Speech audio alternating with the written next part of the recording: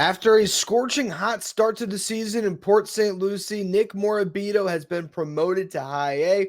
Who is this next top prospect on the scene for the Mets? We'll talk about that and more on today's edition of Locked On Mets.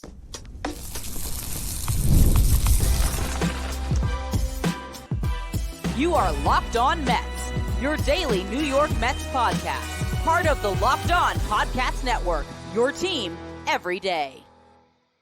Hello to all you amazing Mets fans. You're watching Locked On Mets, part of the Locked On Podcast Network, your team every day. I'm your host, Ryan Finkelstein. If you want to find any of my work, follow me on X at Finkelstein Ryan. You can also find some of my writing at justbaseball.com, where I work as the managing editor. Today is a Friday Farm Report, which means we're going to talk about some of the top prospects in the Mets system.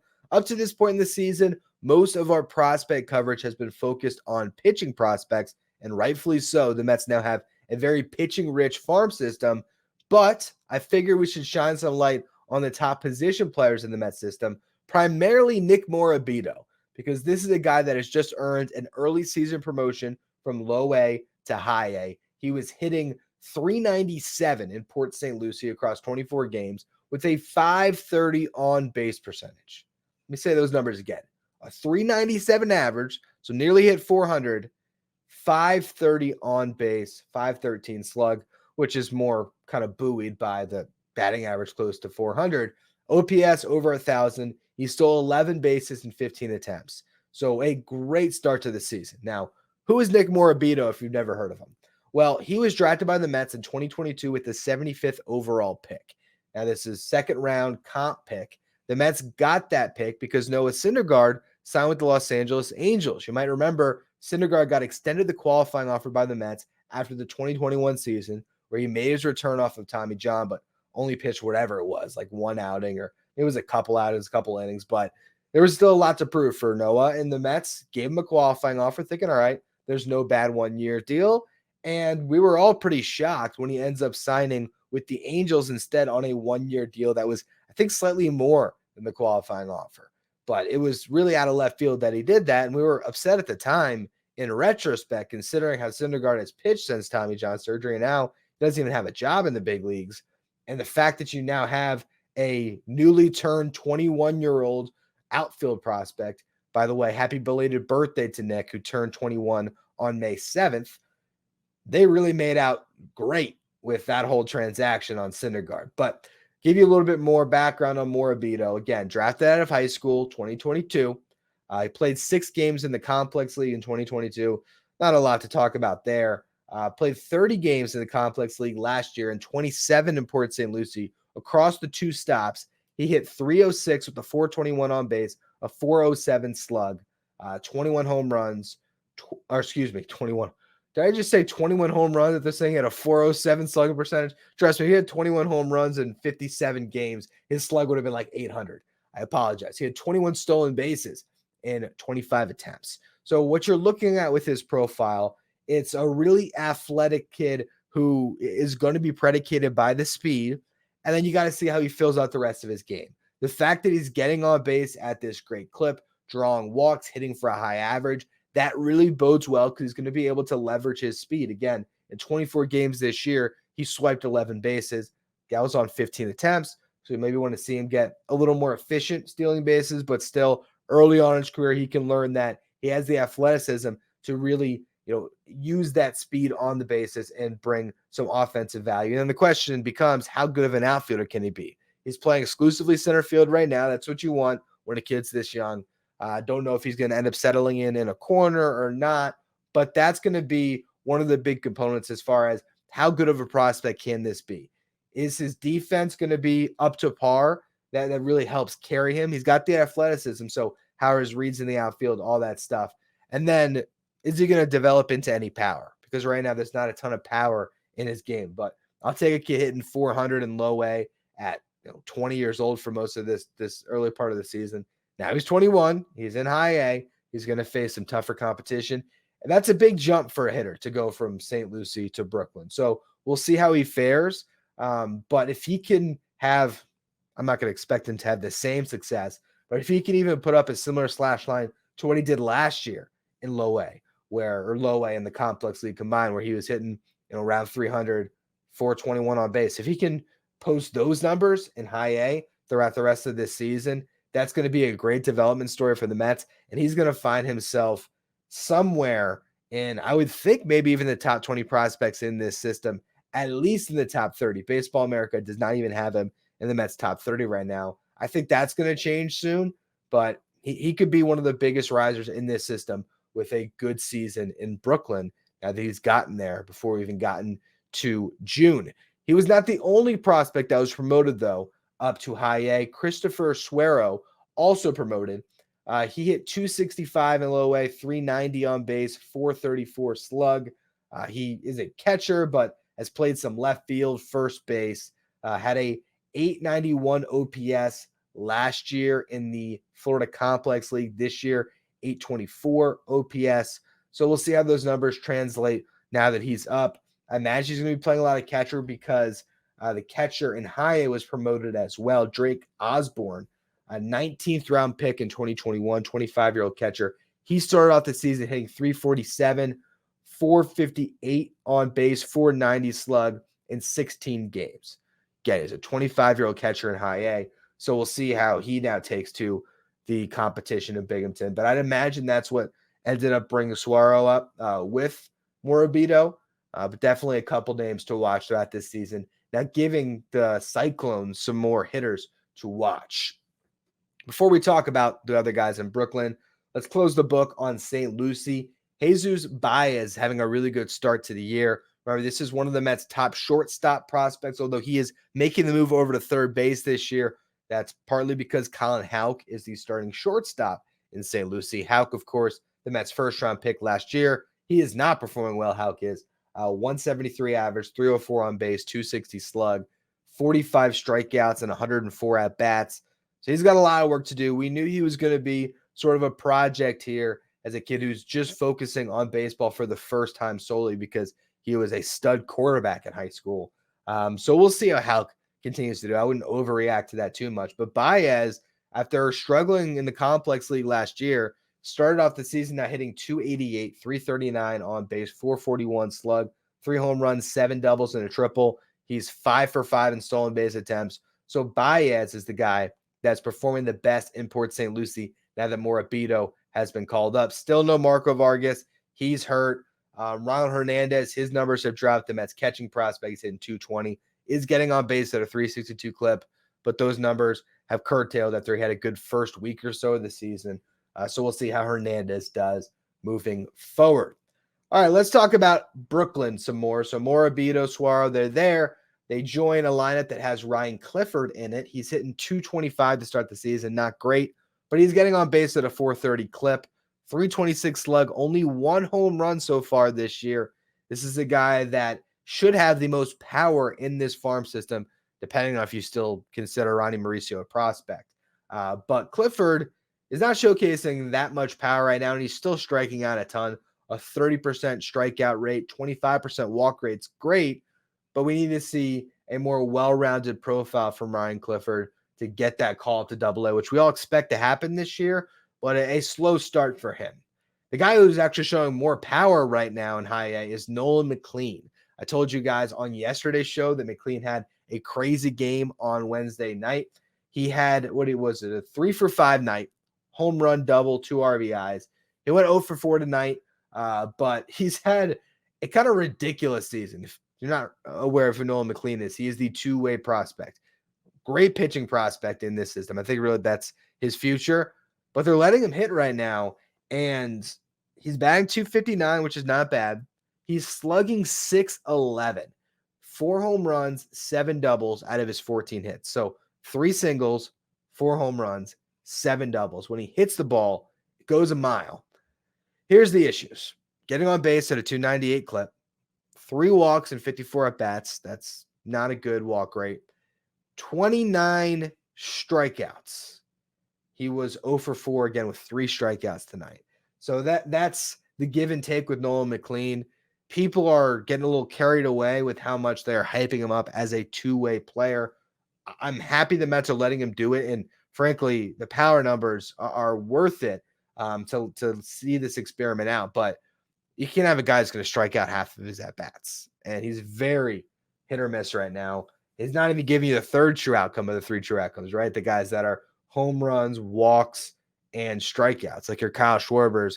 You got to walk to be able to do that. So the lack of discipline, to me, it's looking like a guy that is a very talented athlete, but is playing in high A. And so when he's getting pitches to hit, he's hammering them. But when he sees good pitching, he's getting exposed. So I feel like if he continues and progresses and ends up in Double A this year and faces that type of competition as a hitter, I think he'll start to really see those numbers taper off. And I do believe eventually he'll just be a pitching prospect, but maybe he's a guy that, doesn't hurt to have on your bench. Who knows? Maybe he's like a weird Swiss Army knife one day where he can be in your bullpen and off your bench as a hitter, where he can run into a home run. But McLean is still a guy that we are, watching. It's probably the most exciting prospect in this system just based on the fact that he's doing both.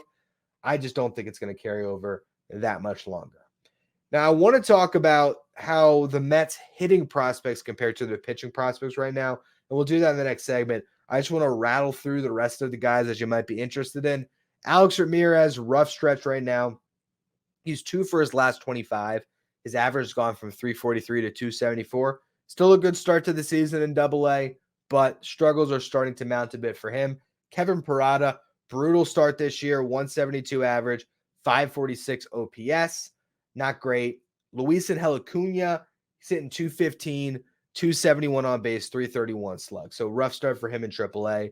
There's been some solid performances in AA by guys that aren't really considered prospects. Rylan Thomas getting on base over a 400 clip, got an 816 OPS. He was an 11th round pick in 2022, 24-year-old outfielder, but not really a guy that you expect too much of as far as future value for your big league club. Same thing can be said for JT Swartz, Jose Peroza, and Matt Ruddick. All of them, though, having pretty solid seasons in Binghamton. They're just not having the seasons that jump off the page enough with the power or the speed or anything like that, where you think they'll have that carrying stat or the carrying trait, I should say, that'll translate into the big leagues.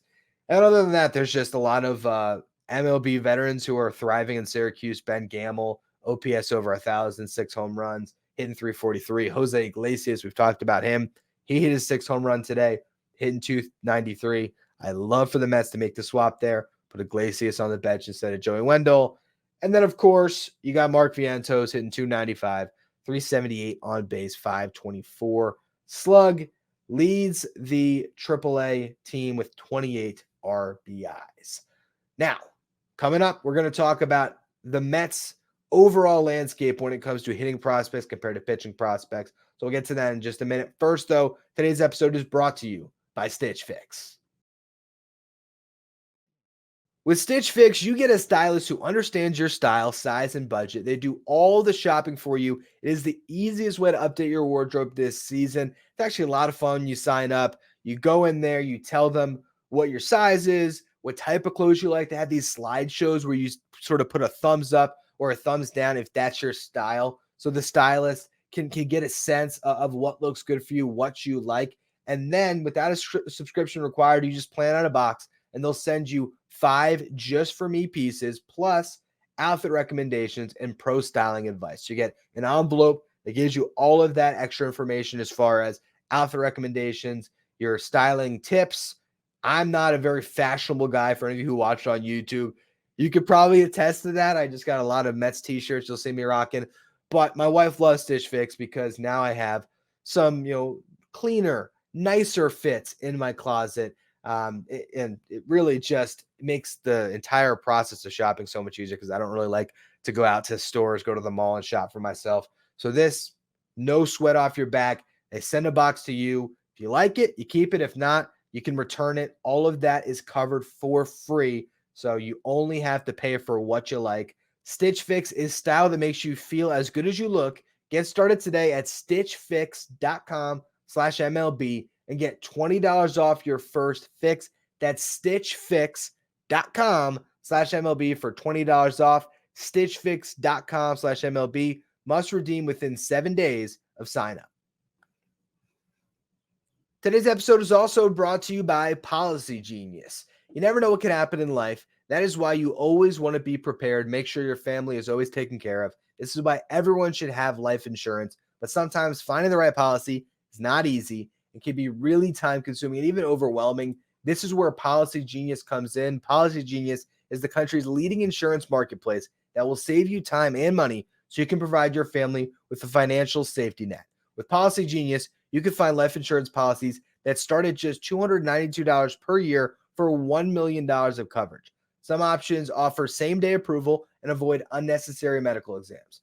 Policy Genius helps you compare quotes from America's top insurers in just a few clicks to find your lowest price, and their team of licensed experts is on hand to help talk you through it, and they'll give you unbiased advice because they are not incentivized to recommend one insurer over another, so you can trust their guidance. Check life insurance off your to-do list in no time with Policy Genius. Head to policygenius.com/LockedOnMLB or click the link in the description to get your free life insurance quotes and see how much you can save. That's policygenius.com/LockedOnMLB. Over the last couple of years, the New York Mets farm system has particularly been highlighted by top position player prospects. If you look at my top 10 going into the season, the top 3 were all position players. Of course, it was Jet Williams, Drew Gilbert, Luis Angel Acuna. So I thought that this was a system that would really be led by their position players. But you have Jet Williams and Drew Gilbert who have been hurt. So that's definitely dropped some of the intrigue on the hitting prospects in this system. And then ever since the spring breakout, we're really seeing just a budding core of young pitchers that are really taking, a lot of attention.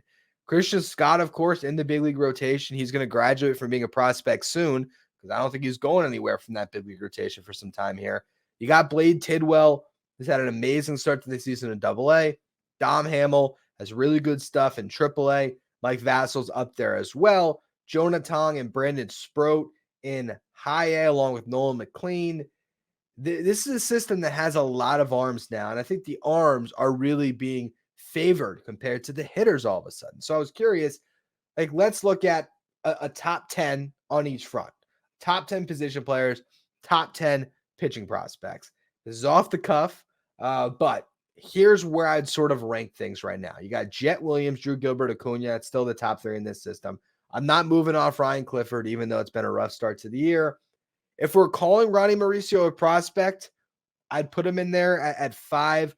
Actually, honestly, I might put him over Clifford just because there's more certainty with Mauricio, but we'll sort of just scratch him because he should be a big leaguer when he comes back. So we'll ignore Mauricio. We'll say 5th, you'd still probably consider Houck, right?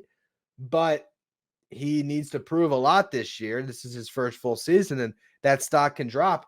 It really falls off after those top 4, and 2 of those top 4 aren't performing, and the top 2 are hurt. You look at the other guys that were in my top 10 to start the year. It was Parada that was in my top 10. I would have said Alex Ramirez was first man off. Now Parada, look, it's funny because I didn't even want to include him in my top 10, and I felt the pressure because I know there's just so many Mets fans that see the numbers in college and think this guy's going to be a great prospect. And I should have trusted my gut more instead of getting swayed by, I guess, the opinion I felt or the backlash that I would have experienced had I not included Parada in the top 10. But man, he's certainly not in the top 10 prospects in this system now. I don't even know if he'd be in the top 20. He is dropping fast. Ramirez, I like the progression, but still I think it's a 4th outfielder ceiling. Marco Vargas, another guy that would have been up there. He's hurt.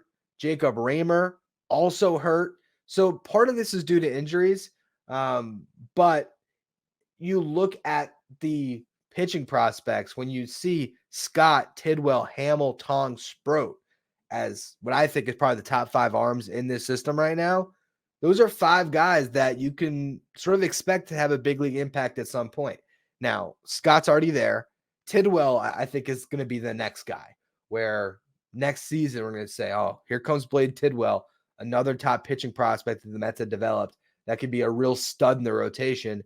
Hamill, I think he'll probably be more of a Jose Budo type where he'd fill in at times, and who knows if he can be like Budo this year. Maybe the pitchability ends up allowing him to hold on to a rotation spot for some time, but he does have some really good stuff. And if he ends up in the bullpen, he could be a weapon out of there as well. Jonah Tong and Brandon Sproat are these two arms the Mets have right now that have frontline potential. We'll see. It's early, but they're putting up gaudy strikeout numbers to start the year. And for Tong, really great control numbers on top of it. I mean, he is looking like a Christian Scott-esque riser in this system this year. The way Scott went from sort of out of people's top 30 all the way up into the top 10 in 1 year.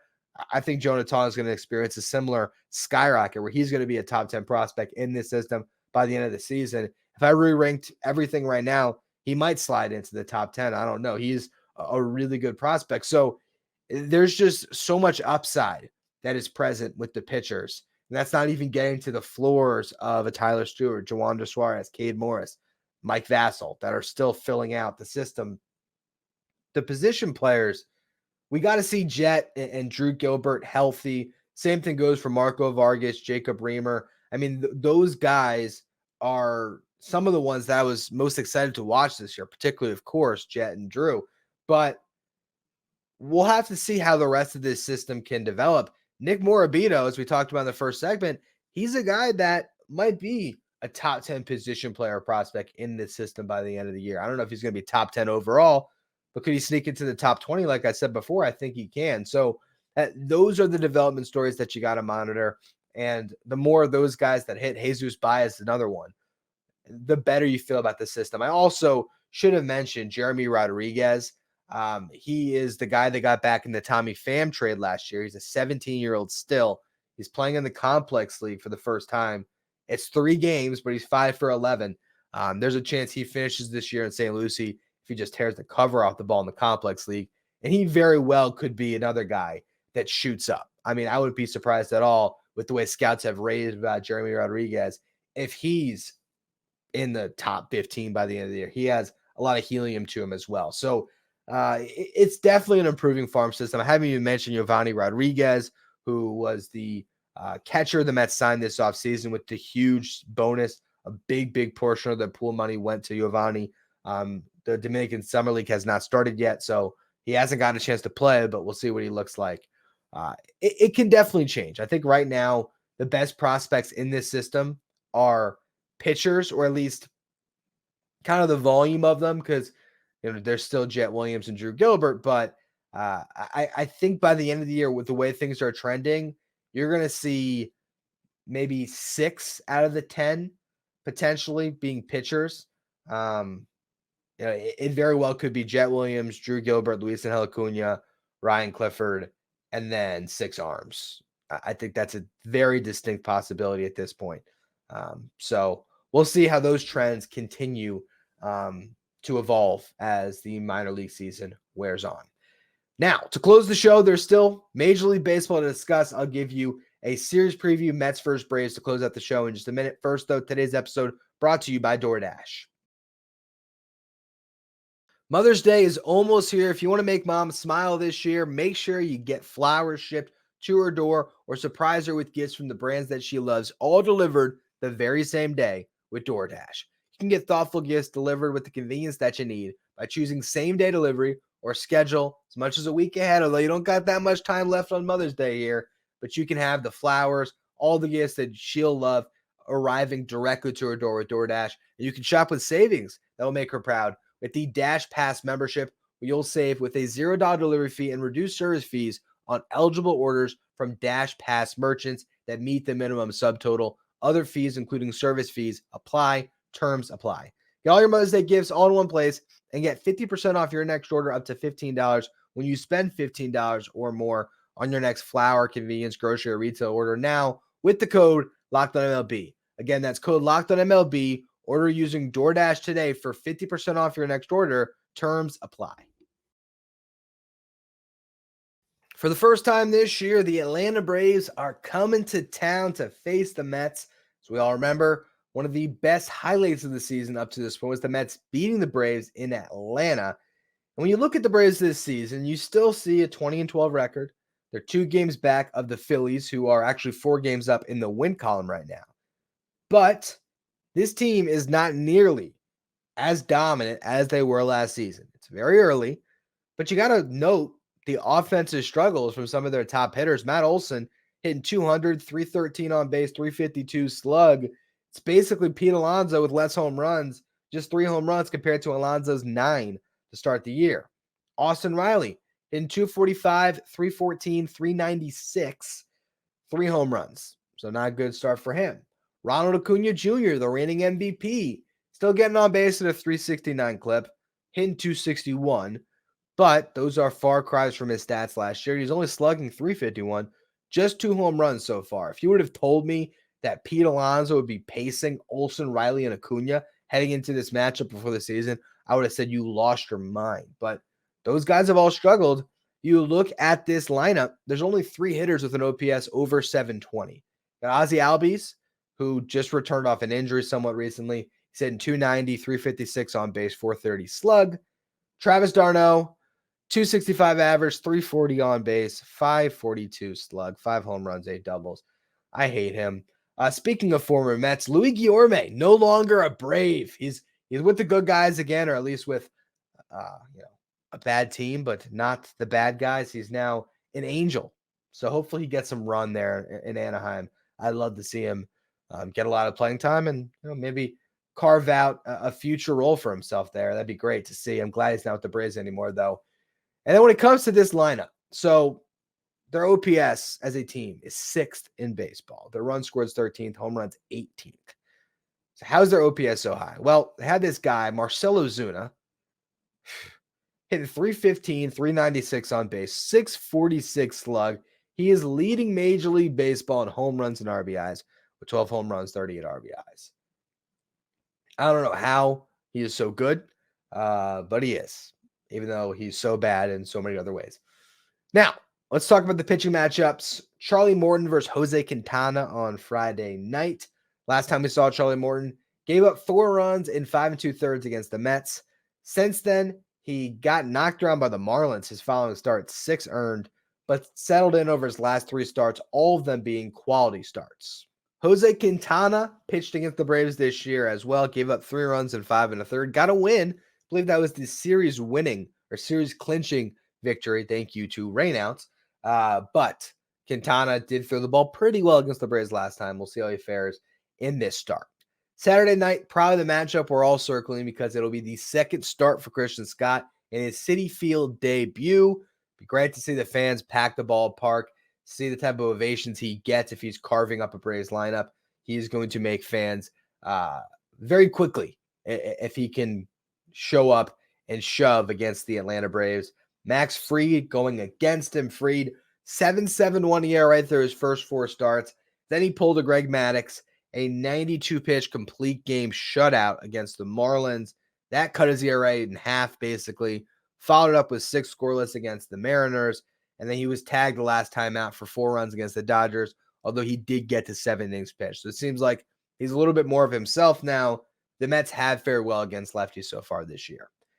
Final game, Bryce Elder versus Luis Severino. Severino, obviously great start to his season. Elder is the replacement for Spencer Strider. Had a quality start to begin with the Marlins. Allowed 2 over 5 1/3 against the Guardians. Then his third start last time out, he got banged for 7 runs and 3 1/3 against the Dodgers. So he's got an ERA over 5 at this point. Elder is not a flashy pitcher, but he is one of those guys where you can get frustrated as he somehow gives them a quality start, and you're wondering how the Mets didn't tag him for more.